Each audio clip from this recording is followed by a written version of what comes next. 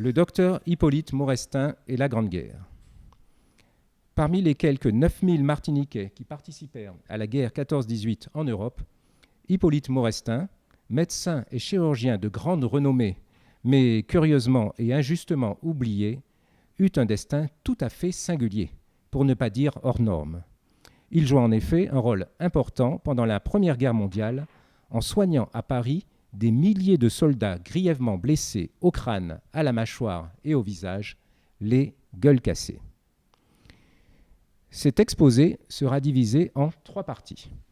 Première partie, de la Martinique à Paris, la naissance d'un grand chirurgien. Deuxième partie, Maurestin sous les drapeaux, où le médecin-major Maurestin au service des gueules cassées.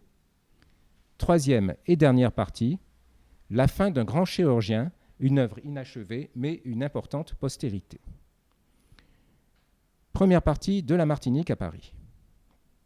Né le 1er septembre 1869 à Basse-Pointe, petite commune du nord Atlantique de la Martinique, Hippolyte Maurestin est issu du milieu aisé des Blancs créoles de cette commune, ayant aussi des terres à Saint-Pierre, importante ville portuaire, agricole et commerçante, surnommée le Petit Paris des Antilles. Il y a également l'habitation Maurestin aux Mornes Rouges. Hippolyte est le cadet d'une fratrie comprenant 5 frères et 3 sœurs. L'aîné, Charles, puis Hippolyte, ensuite Léon, Marie-Gabrielle, Marie-Denise, Marie-Marguerite, qui décède en 1885 à l'âge de 3 ans, Amédée et Paul. Leur mère, Marie-Pauline Maurestin, née Berthet, appartient à la classe possédante du nord de l'île. Le père, Charles Amédée Maurestin, né en 1837 à Saint-Pierre, est un médecin et chirurgien réputé, exerçant successivement à Basse-Pointe puis à Saint-Pierre, où il décède, semble-t-il, en 1901, moins d'1 an avant l'éruption de la montagne Pelée. Après son enfance à Basse-Pointe, période sur laquelle on a très peu d'éléments, Hippolyte Maurestin est élève au séminaire collège de Saint-Pierre, où il se montre turbulent et indiscipliné. C'est sans doute la raison pour laquelle ses parents décident son départ de la Martinique peu avant ses 14 ans. En 1883, il l'envoie, avec son frère aîné Charles, poursuivre sa scolarité au lycée Louis-le-Grand à Paris, où ses notes sont plutôt correctes sans être excellentes. Il réussit facilement au baccalauréat de lettres, il n'a pas encore 16 ans, puis de sciences l'année suivante. Il s'inscrit alors à la faculté de médecine de Paris en 1886 à 17 ans. Et c'est le déclic. Travailleur acharné, il réussit brillamment à tous les examens et concours, dont celui d'internat des hôpitaux de Paris à peine âgé de 19 ans. Il exerce successivement à l'hôpital Pitié, Charité, Tenon, Brousset, Necker. Les différents chefs de service de ces hôpitaux, les docteurs Verneuil, Richelot, Reclus, Ledentu, louent à l'unanimité ses qualités professionnelles et son dévouement aux malades, mais déplorent son caractère difficile et peu traitable, notamment avec le personnel hospitalier. Néanmoins, sa réussite et sa précocité sont remarquables. Il est docteur en médecine en 1894 avec sa thèse « Des opérations qui se pratiquent par la voie sacrée » dédiée à son père. Il est chirurgien des hôpitaux de Paris en 1898 à 29 ans et professeur agrégé de chirurgie en 1904. Il est réputé pour sa parfaite connaissance de l'anatomie humaine qu'il enseigne, son incroyable habileté manuelle et les nombreuses opérations qu'il effectue, n'hésitant pas à s'attaquer aux cas les plus difficiles. Il se spécialise notamment dans la chirurgie des articulations, les mains, la clavicule, le pied, mais aussi les opérations des tumeurs, de cancer de la bouche, de la langue, du visage et du cou.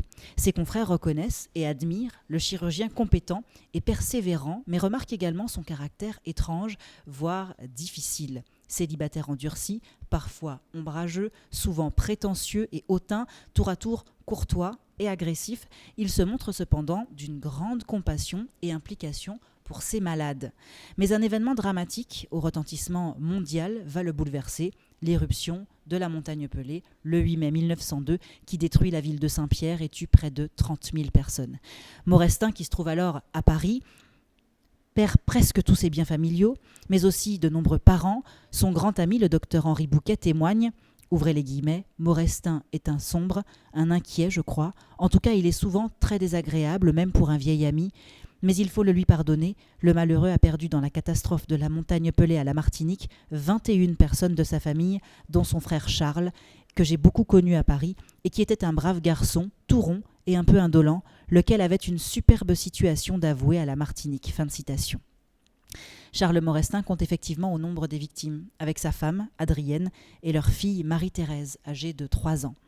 C'est un autre petit frère à Hippolyte, Léon Maurestin, qui a échappé miraculeusement à l'éruption en se déplaçant la veille, qui identifie les corps calcinés grâce à leur dentition, puisque Léon était dentiste à Saint-Pierre.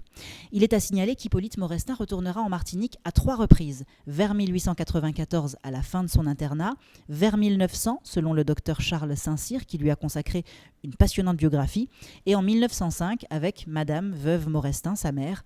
À chacune de ses venues, il est très sollicité sur le plan professionnel et soigne quantité de personnes, des plus riches aux plus modestes. Sa réputation fait tout simplement le tour de l'île.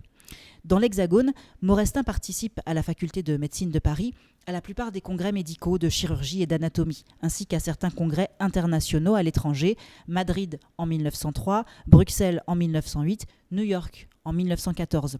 Il rédige un très grand nombre d'articles et de communications dans les revues médicales et bulletins spécialisés de l'époque. Comme praticien, il se distingue de ses confrères par le fait qu'il fait constamment preuve d'un très grand souci d'altérer le moins possible le corps humain, de rendre le plus esthétique possible ses opérations, quelle que soit la partie du corps concernée, le ventre, le cou, les seins, le visage. Il s'applique à corriger certaines difformités congénitales comme les becs de lièvre, les oreilles décollées, et puis à soigner certaines pathologies laissant des traces visibles, les kystes, les hernies, fibromes, angiomes, lupus, adénomes, cancers cutanés, mais aussi les blessures dues à des accidents et des brûlures. Ainsi, Hippolyte Maurestin est déjà un maître incontesté de la chirurgie plastique et esthétique dans la capitale lorsqu'éclate la guerre en Europe, début août 1914. Deuxième partie, Maurestin sous les drapeaux, au service des gueules cassées. Sur son dossier militaire martiniquais, c'est-à-dire ses états signalétiques et des services dans l'île en 1889. Maurestin est alors âgé de 20 ans. Sur ce document, il indique, outre son état civil, qu'il a été convoqué cette année-là par le conseil de révision du canton de Basse-Pointe, mais qu'il ne s'est pas présenté, d'où la mention « bon absent », ce qui s'explique par le fait qu'il était étudiant en médecine à Paris. Ce dossier comporte aussi une mention manuscrite dégagé de toute obligation militaire le 1er octobre 1916. Et on remarquera l'unique observation tapée à la machine n'a pas été appelée sous les drapeaux. Donc, selon toute vraisemblance, Hippolyte Maurestin n'a pas fait son service militaire en Martinique. Sur son dossier militaire parisien, c'est-à-dire du bureau de recrutement de la Seine établi pendant la guerre, ce dossier comporte logiquement davantage d'indications, puisque Maurestin vit dans la capitale depuis 30 ans. Sur ce dossier, qu'est-ce qu'il est marqué ? Né le 1er septembre 1869 à Basse-Terre. Il y a, comme qui dirait, une erreur. Il s'agit de Basse-Pointe, bien sûr. Département Martinique, résident à Paris, un square Moncey, profession de docteur en médecine, fils de feu Charles Amédée et de Marie-Pauline Berthet. Cheveux gris, yeux marrons, front moyen, nez moyen, visage ovale, taille 1,71 m. La guerre éclate.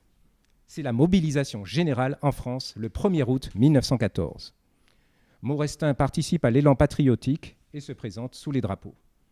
Il faut cependant savoir que tout jeune homme, l'armée n'avait pas voulu de lui, en raison de sa maigreur, alors qu'il voulait être officier dans la marine. Il n'a donc probablement pas fait son service militaire dans l'Hexagone non plus.